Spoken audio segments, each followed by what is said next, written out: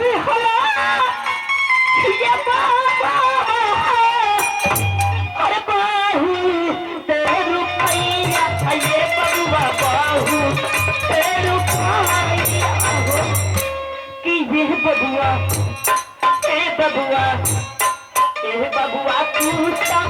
लो तेरा के ए बबुआ पूछता लो तेरा के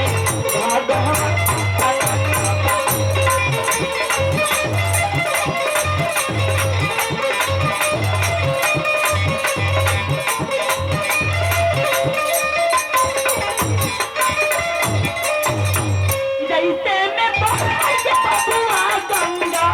जी के तुम्हारा रे गंगा जी के धारा हो कि ये बबुआ ए बबुआ वही से में बारी ए बबुआ वही से में बारी हर परिवार होगा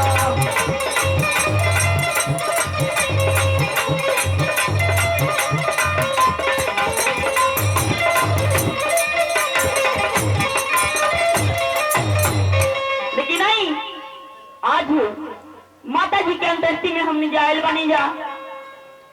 पूरी पार्टी के साथ खैल बनी, लेकिन नहीं माता जी के आत्मा के शांति के लिए 2 लाइन कर निर्गुण बा हमें जान टूटी हुई कि आप लोग क्षमा कर लिए, लेकिन कैसे कहा तनी मास्टर साहब का हो सखी तो कुछ बोलत नहीं खुका बात बा यह निर्गुण में सब परिवार आ जाए चाहिए यह न कहना बा घर का ही इतना तुदार दया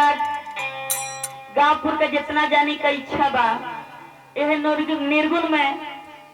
जरूर आप लोग आ जाए, लेकिन कैसे कहो तनी मास्टर तो हम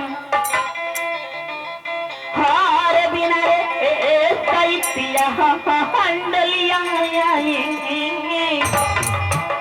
हारे बिना रे कैसिया बोला हम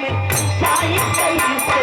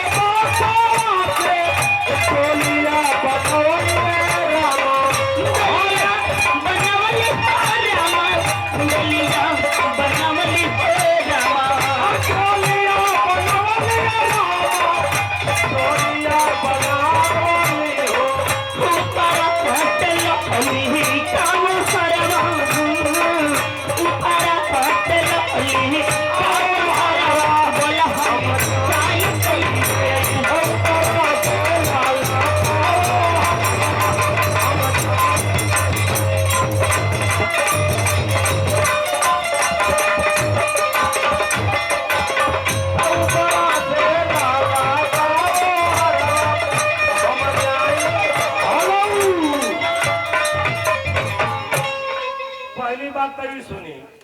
ये तना ढोलकिया बेचारों में